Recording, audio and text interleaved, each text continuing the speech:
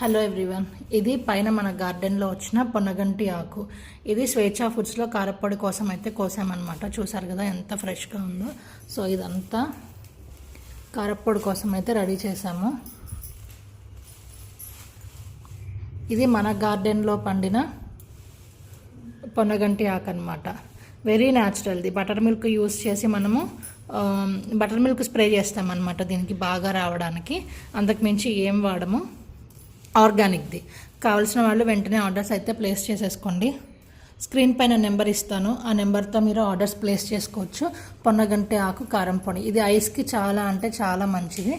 పిల్లలకి కానీ పెద్దలకి కానీ ఎవరికైనా పెట్టచ్చు అనమాట. చాలా మంచిది. రైస్లో, ఇడ్లీ, దోశ ఎలా అయినా తినచ్చు. అదిగోండి, చాలా బల్క్గా రెడీ అవుతుంది. ఇదంతా క్లీనింగ్ ప్రాసెస్. డ్రై అవ్వాలి, తర్వాత మనం కారపొడి చేయాలి. కావాల్సిన వాళ్ళు అయితే ఆర్డర్స్ ప్లేస్ చేసేసుకోండి. Thank you.